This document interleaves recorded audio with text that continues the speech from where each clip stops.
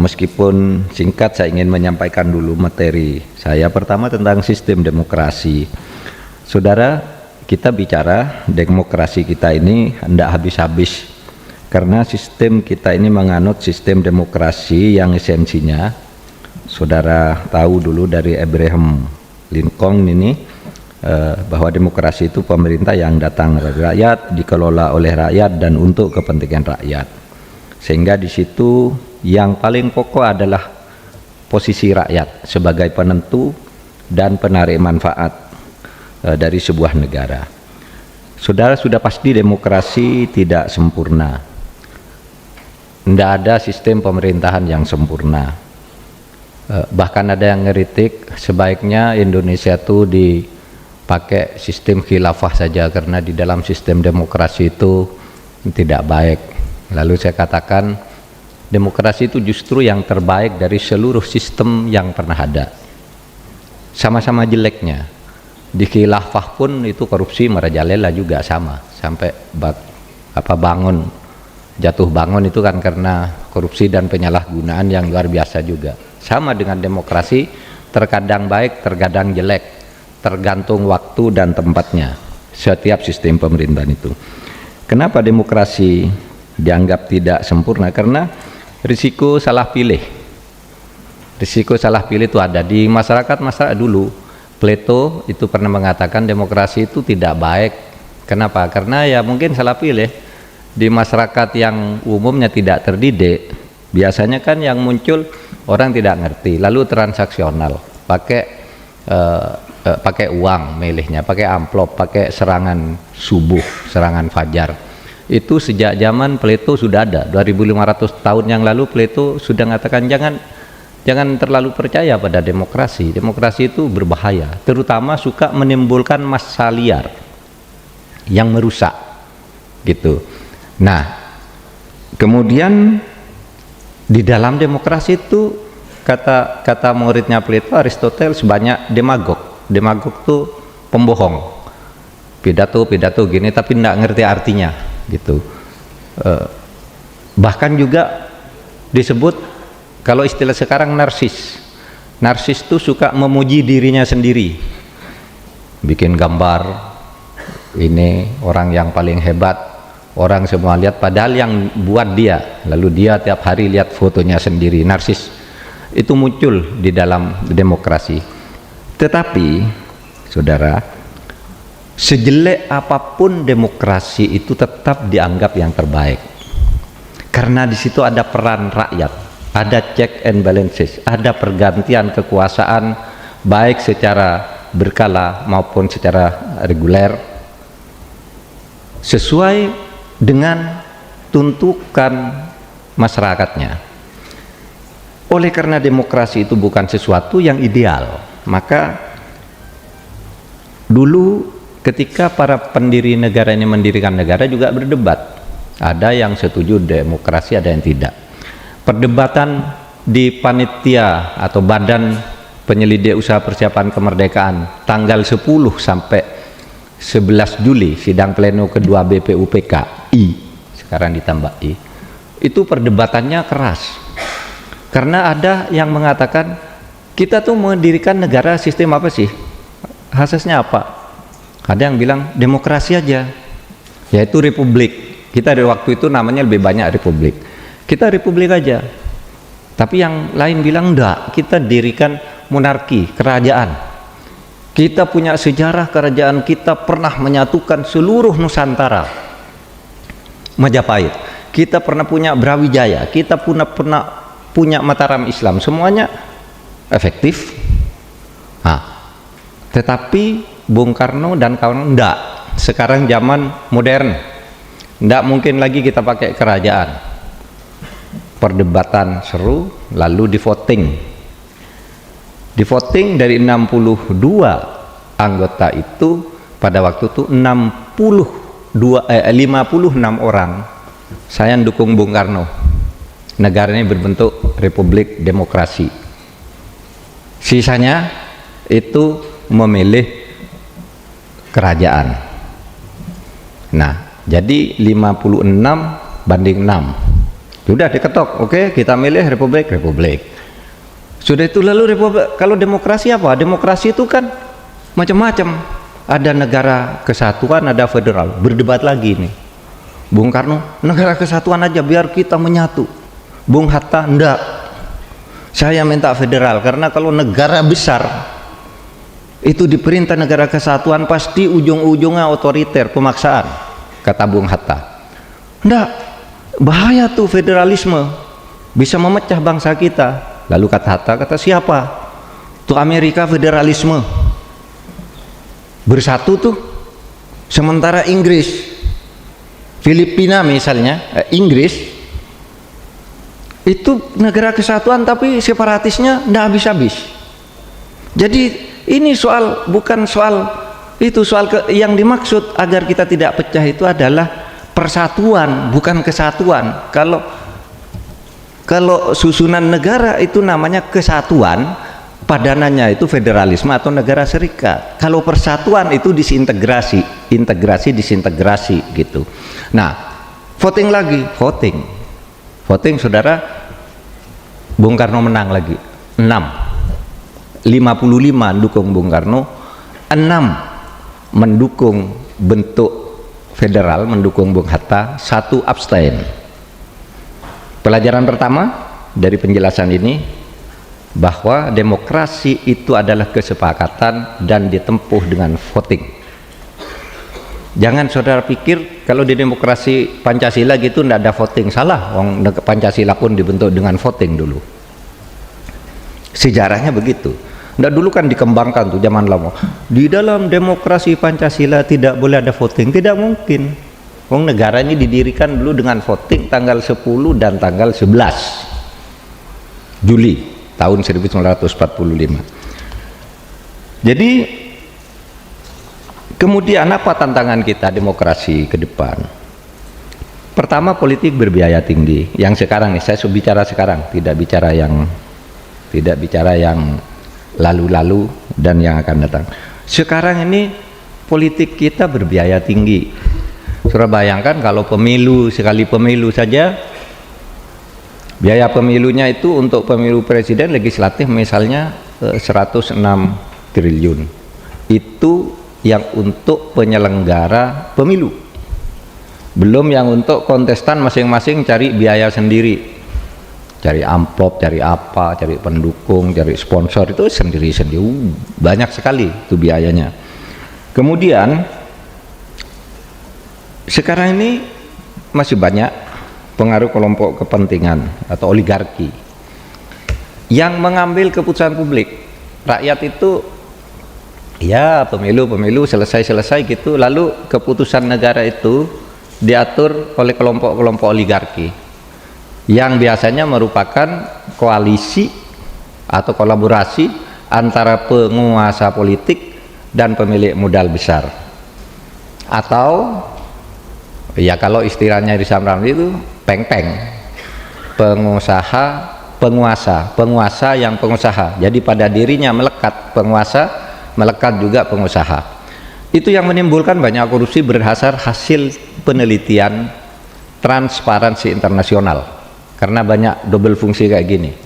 Jadi konflik of interest di kalangan penguasa, pemerintah, pejabat legislatif dengan pengusaha, pebisnis, itu sudah menjadi satu kekuatan sendiri yang sering kita berdebat. Apapun keputusannya ada di oligarki ini, apapun undang-undang apa kita berdebat. Kalau saudara kita tidak mampu meyakinkan oligarki ini, atau oligarki ini punya kepentingan yang tidak bisa ditawarin, yang jadi ini tantangan demokrasi kita.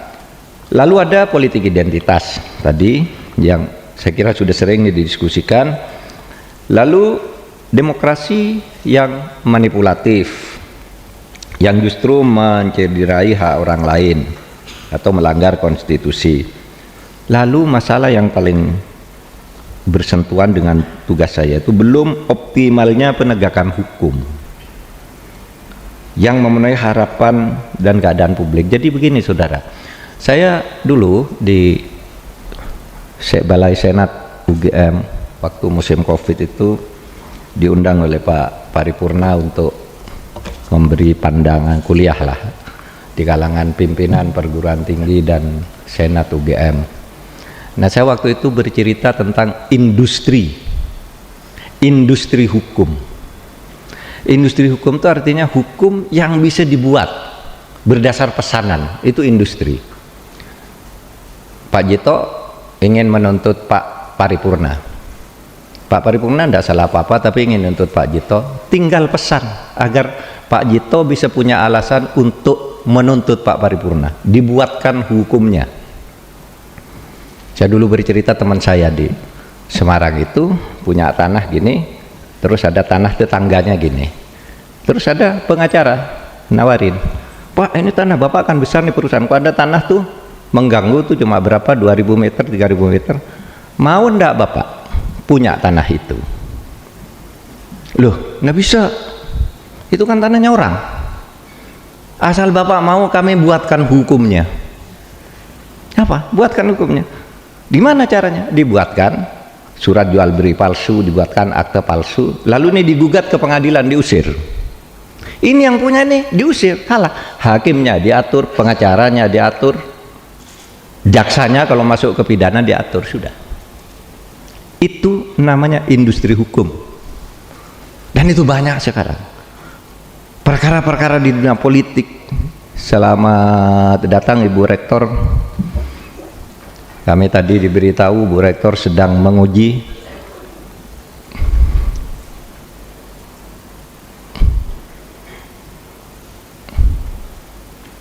makasih Bu. Jadi itu saudara persoalan kita. Kemudian juga masih terjadi ancaman terhadap kebebasan sipil, ya, kebebasan berpendapat di ruang-ruang digital. Tetapi saudara berbalik, saudara jangan berpikir sekarang kebebasan berpendapat itu represi dari pemerintah, tidak ada itu. Sejak zaman reformasi orang boleh berpendapat apa saja, kalau ada masalah hukum masalah sendiri. Nah, kalau ada represi kebebasan berpendapat itu terjadi antar kelompok-kelompok masyarakat sendiri sekarang karena terlalu bebas. Justru siapa menggalang opini lalu pakai buzzer gitu orang jadi takut berpendapat. Sama dengan istilah Islamofobia, orang berkata begitu, wah pemerintah ini Islamofobia. Apa Islamofobia? Islamofobia artinya membuat kebijakan anti-Islam. Tidak ada. Di mana kebijakan pemerintah yang anti-Islam? Tunjuk satu aja kepada saya. Loh, wah itu kalau misalnya kelompok minoritas punya gereja lalu diserang, lah itu bukan pemerintah. Itu dari kelompok masyarakat sipil ke masyarakat sipil lainnya, dan itu diatasi oleh pemerintah. Pemerintah sendiri tidak pernah misalnya melarang pendirian masjid, kebijakan yang jelas-jelas anti-Islam, tidak ada. Lalu saya katakan itu tadi contohnya, kalau Anda melihat kelompok masyarakat diserang kelompok masyarakat lalu dianggap Islamofobia, misalnya ada orang, sekelompok orang yang takut kepada Islam, misalnya orang ya, lalu membuat gerakan-gerakan, lah itu bukan Islamofobia. Kalau saudara anggap itu Islamofobia, dari sipil kepada sipil dianggap Islamofobia, maka di Indonesia itu banyak Kristenfobia juga. Karena kalau ada orang mendirikan gereja, orang Islamnya bereaksi, ya kan. Ada Hindufobia juga, orang pakai kemenyan itu ditendang, ini syirik gitu. Itu kan Hindufobia yang dilakukan oleh sekelompok kecil orang Islam. Sama dengan orang memprotes Islam karena perbuatan orang Islam yang sedikit, sama juga protesnya orang-orang beragama Islam misalnya terhadap orang non-Islam, itu karena perbuatan orang-orang non-Islam yang sedikit misalnya. Jadi saudara, tidak ada ya Islamofobia itu. Semuanya berjalan seperti biasa, sangat demokratis kita kalau dalam hal ini. Bahkan pemerintah juga sering kewalahan karena fobia-fobia itu timbul di antara masyarakat, di tengah-tengah masyarakat sipil, bukan dari pemerintah terhadap kelompok apapun. Kebijakan yang seperti itu sama sekali tidak, dan tidak akan pernah bisa dibuktikan. bahwa itu ada. Nah, kemudian ada praktek diskriminasi dan intoleransi. Nah, itu tantangan. Halaman berikutnya, saudara. Nah, begini, saya tadi katakan demokrasi itu perlu teman. Demokrasi itu adalah kebebasan, ya. Sehingga setiap orang karena demokrasi bebas berorganisasi, bebas berpendapat, bebas tinggal dimanapun, gitu, berserikat, berkumpul, bebas.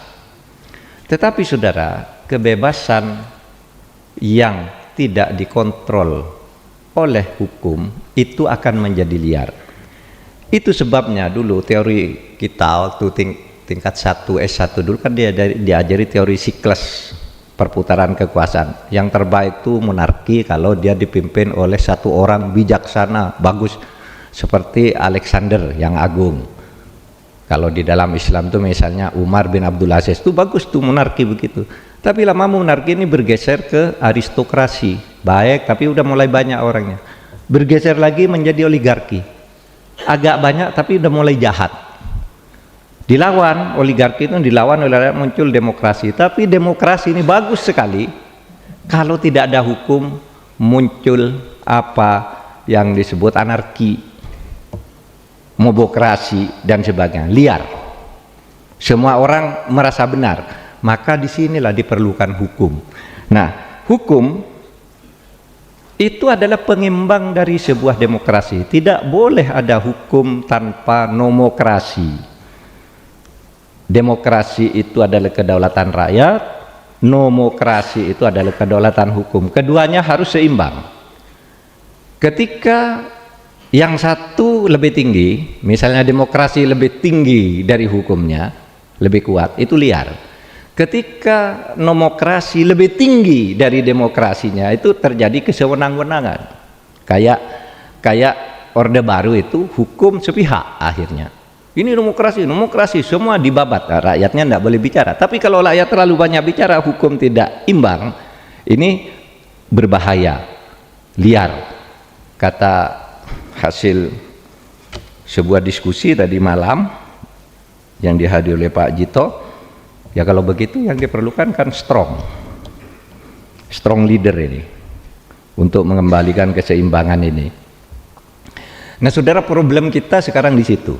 Jadi ada industri hukum, ada nomokrasi yang juga masih banyak masalah. Nanti saudara bisa diskusi.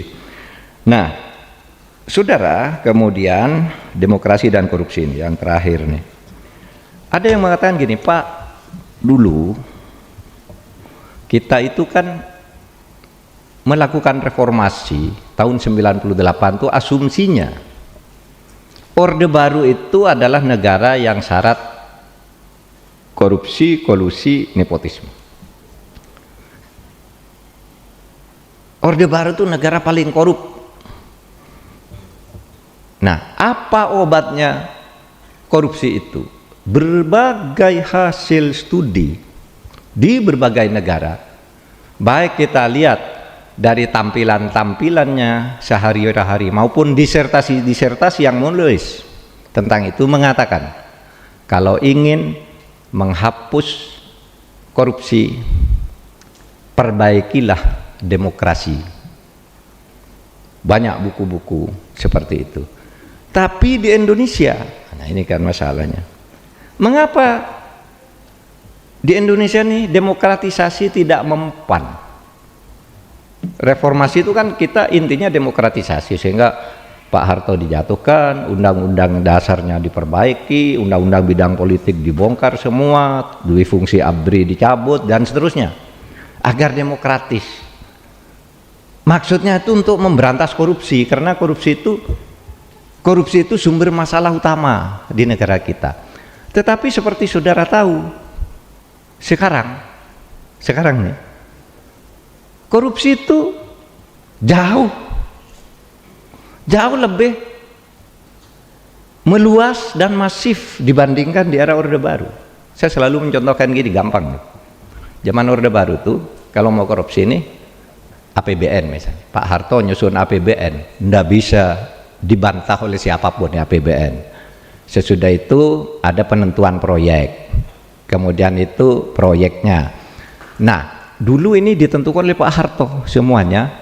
Korupsi itu terjadi pada proyek. Ini jembatan ini kelompoknya ini, yang jembatan tuh kelompoknya si B, yang ini kelompoknya, dibagi-bagi gitu, sehingga korporatisme itu tumbuh subur. Tapi saudara, sekarang ini APBN, ini uangnya belum ada udah dikorupsi nih, masih di sini nih, masih uangnya belum ada dan mau disusun itu dikorupsi. Caranya bagaimana? Saudara mau korupsi APBN bisa datang ke anggota DPR, pesan, Pak saya mau minta proyek, mau gedung, mau bangun kampus UGM sekian, berapa? 5 triliun misalnya, atau 500 miliar. Nanti anggota DPR bisa, tapi bayar dulu 7%. Uangnya belum ada, anggarannya belum ada, sudah disuruh bayar. Kalau dulu ada dulu, uangnya tersedia, baru dikorupsi. Dan sekarang, dulu jangan Pak Harto coba. Sudah lihat anggota DPR, kalau yang suka pulang seminggu sekali dari Jakarta ke Jogja, ke Semarang, Surabaya, naik kereta api. Wah, sekarang sudah sering pergi pakai pesawat bisnis. Belum lagi kadang-kala charter pesawat hanya untuk makan ke Jogja juga. Saya ingin makan gudeg ke Jogja, contoh saya makan siang ke Jogja sebentar, bawa pesawat balik lagi. Anggota DPR sekarang ada yang begitu. Dulu naik kereta, Pak. Jadi sekarang semakin meluas, dan itu persoalan kita. Sehingga kalau ditanya, Pak, mengapa zaman Orde Baru itu kok korupsinya sedikit, sudah dibilang besar, sekarang besar ke orang tenang-tenang aja gitu. Tenang-tenang aja tuh maksudnya apa? Kadang-kala ada berita korupsi 50 miliar, 60 miliar, kita enggak kaget lagi. Dulu zaman Pak Harto, saudara, dengar ada korupsi 10 miliar, kaget itu. Sampai menjadi bom ketika ditansil 1,2 triliun. Tapi hampir jarang bicara ratusan miliar korupsi zaman Pak Harto, itu paling miliaran, puluhan miliar. Itu pun sudah dianggap parah. Nah sekarang kita tiap hari tuh 300 miliar, oh itu 6 triliun, oh itu 100 miliar, banyak sekali. Dan itu saudara terjadinya meluas, pusat, daerah, kanan, kiri. Ini dulu kan legislatif nih, eksekutif nih, poros korupsinya karena menguasai APBN. Sekarang DPR sudah ikut, bahkan DPR tuh pernah ikut sampai satuan 3, penentuan jenis barang tuh mau ikut menentukan. Harusnya kan ngesahkan APBN aja udah cukup, dan tidak boleh titip materi. Kalau dulu itu apa APBN-nya, oh gini masuk akal, betul kebutuhan, cetot. Sekarang undak ini masukkan, ini masukkan, ini masukkan, macam-macam gitu. Yaitu bagian dari demokrasi yang dulu diinginkan agar DPR lebih maju, tetapi sekarang itu tadi demokrasinya tidak bisa mengimbangi, sehingga apa yang terjadi, indeks persepsi korupsi kita turun. Jadi di sini pertanyaan, Pak, kenapa? Karena teori demokrasi dan pemberantasan korupsi itu tidak berlaku di Indonesia. Di negara lain berlaku, di sini tidak. Kenapa tidak berlaku? Karena sebenarnya demokrasi itu berjalan di awal, nah tiba-tiba memasuki beberapa tahun gitu menjelang periode di pertengahan periode kedua itu berbelok menjadi oligarki. Namanya demokrasi, tapi sebenarnya prakteknya oligarki. Kemudian ya transaksi tadi, bahaya yang dipertanda oleh Pak Pleto dulu kalau masih begitu masyarakatnya, kalau kata Pak Budiono, kalau pendapatan per kapita masih di bawah 5.500 US dollar, itu pidato di UGM beberapa tahun lalu, jangan harap demokrasi bisa tumbuh. Per hari ini kalau tidak salah pendapatan per kapita kita tuh masih 4.400. Jadi demokrasinya akan tetap transaksional sampai mencapai mungkin 5.500 transaksionalnya udah mengecil gitu. Nah, saudara, oleh sebab itu maka pemilu yang akan datang itu harus diselenggarakan secara sehat dan bermartabat. Sehat, apa rumusannya sehat dan bermartabat? Langsung aja yang di Undang-Undang Dasar, langsung, umum, bebas, dan rahasia. Setiap orang milih sendiri, berlaku umum kepada siapapun yang punya hak, bebas milih siapa saja. Rahasia, tidak boleh dipaksa oleh orang lain agar diketahui. Bebas, rahasia, langsung, umum, bebas, rahasia. Lalu jurdil, dulu luber sudah ada zaman Orde Baru, sekarang di Undang-Undang Dasar ditambah harus jurdil juga, karena langsung, umum, bebas, rahasia itu formal, jujur dan adil gitu. Maka dibentuk lembaga-lembaga pemilu yang independen, dibentuk Mahkamah Konstitusi, dibentuk Gakumdu, dibentuk ini, yang semuanya itu bebas. Sehingga kalau sekarang ini pemilu sekarang itu curang, yang curang itu antar kontestan, saudara, bukan pemerintah terhadap rakyat. Nggak ada tuh pemerintah, karena yang menetapkan KPU, yang menyelenggarakan KPU. Kalau pemerintah terhadap rakyat, itu dulu zaman Orde Baru, bahwa Golkar harus menang, sudah dibagi suaranya. Sekarang enggak, pemerintah silakan KPU. Lalu yang curang antar kontestan, parpol satu melawan parpol lain, bukan parpol melawan pemerintah. Parpol satu melawan parpol lain. Sekarang saya tahu karena saya hakim MK nangani itu. Golkar menuntut PAN di Jepara, nanti di Kudus terbalik PAN dituntut oleh Golkar gitu. Itu curangnya silang. Yang sekarang ini kalau disebut ada kecurangan, dan saudara catat nih, saya pidato di sini hari ini. Besok pada saat selesai pemilu, ya sebelum diumumkan resmi itu sudah pasti ada gugatan bahwa itu curang, itu ini, itu pasti.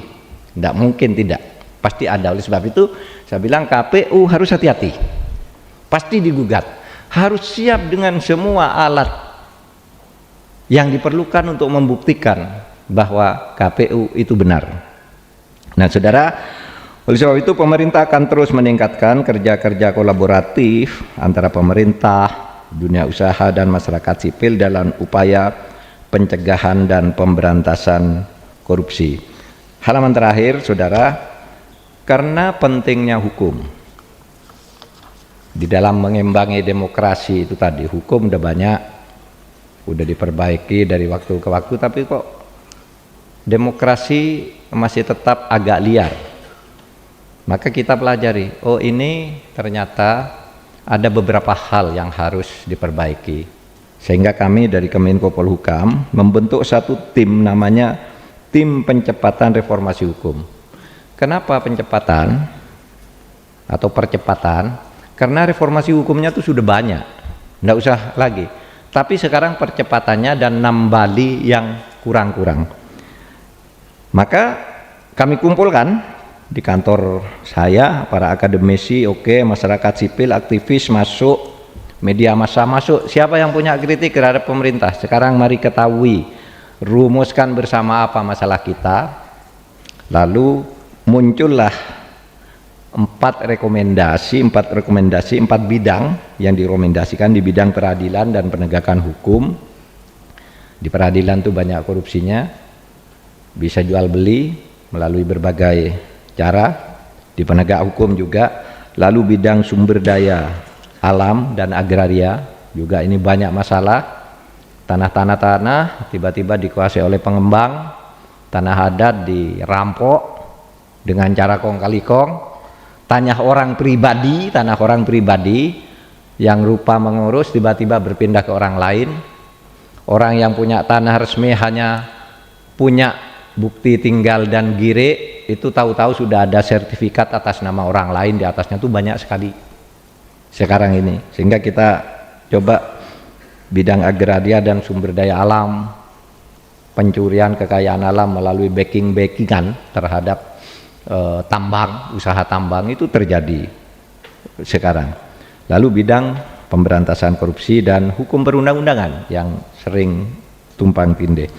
Nah demikian Pak Arijito, sebagai pengantar saya akan serahkan untuk tanya jawab. Warahmatullahi wabarakatuh. Salam. Tepuk tangan teman-teman semua.